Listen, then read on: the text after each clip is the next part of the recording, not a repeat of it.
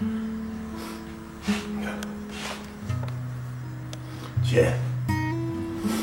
når man sidder foran spejlet og kigger sig selv på sig selv, så kan man sige, hvad søren er dog det for en, der sidder der.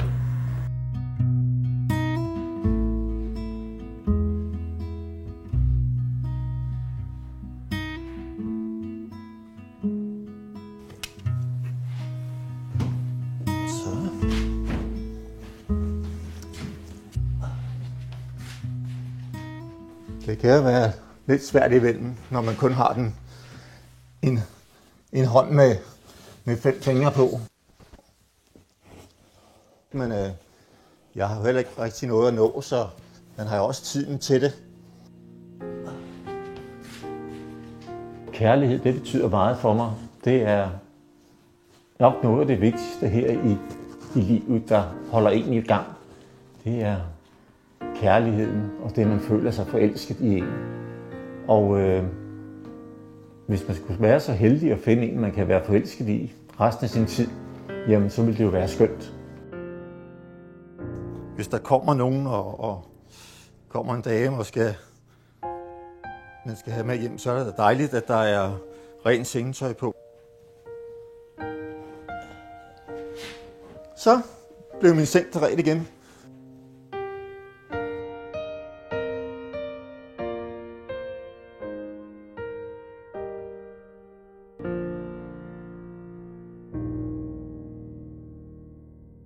Jeg sidder her nu med nogle af de journaler, jeg har fået tilsendt.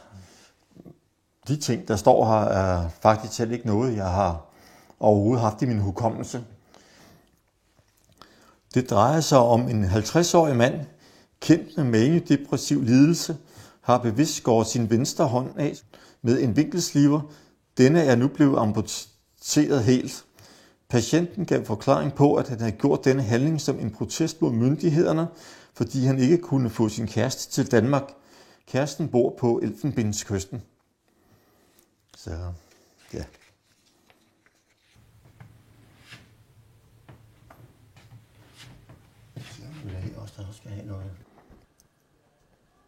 Da jeg var indlagt, har jeg fået 65 elektrochok-behandlinger, og desværre så skete det, at det var hele langtidshukommelsen, der er røget hos mig.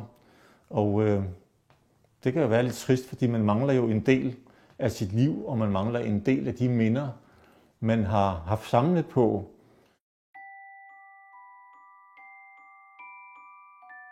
De ting, jeg ved i dag, er kun nogle ting, jeg har læst mig til. Fordi den periode, den er totalt væk. Jeg må prøve så vidt muligt, og i de papirer, jeg læser, og de ting, få ting, jeg har liggende, og huske, hvad var det nu? Hvor var det henne? Prøve at få det op i minderne igen.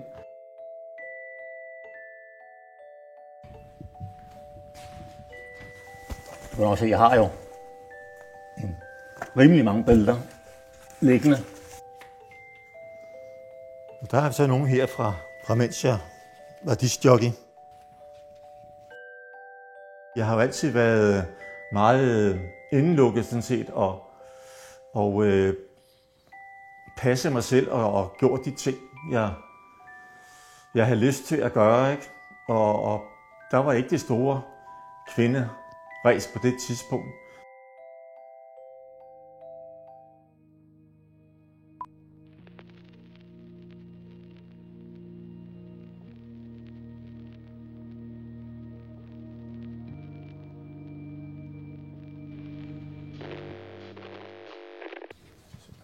Men jeg var lige ved at kigge på nogle papirer her, da jeg var forlovet med en nede på Elfenbenskysten. Det er så sagen her, der fylder de her papirer. Der er der selvfølgelig nogle ting, der vender så lidt i en.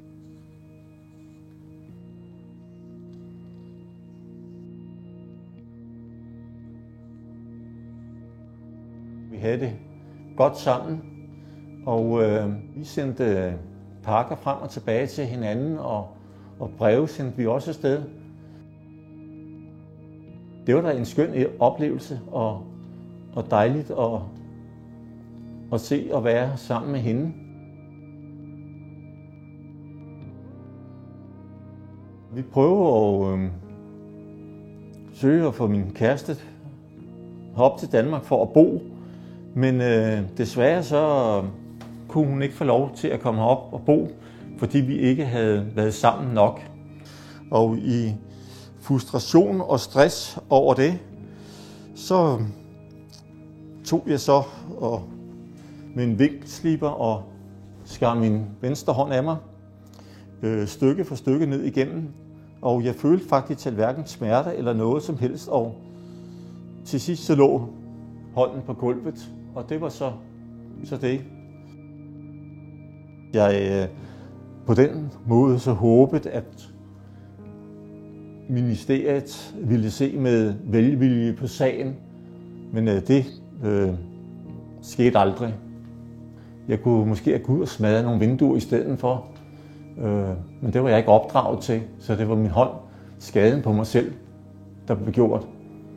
Og det er der så taget til efterretning i dag, og jeg vil da ikke gå hen igen nogensinde og skære nogle andre dele af min krop for at skulle opnå eller ville opnå et eller andet. En manglende hånd, det må være nok til mig i hvert fald. Patienten fortæller, at han ikke fortryder sin handling. Han virker meget ureflekteret, og han gentager, at handlingen med at skære sin venstre hånd af skulle tjene til, at kæresten kunne komme til Danmark. Patient vil helst ikke indlægges. Han har aldrig følt, han har fået hjælp af psykiatriske afdelinger og har bedt sig faktisk udskrevet.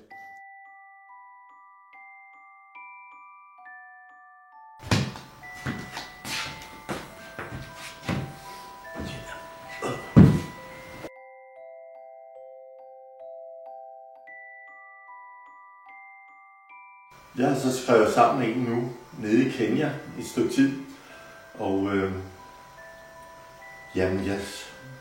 vi har det godt sammen.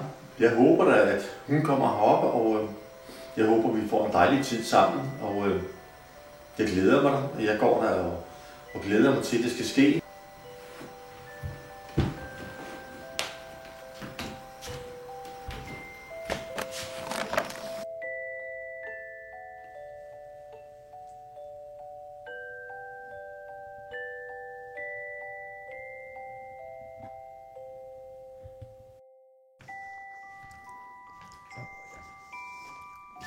Nå,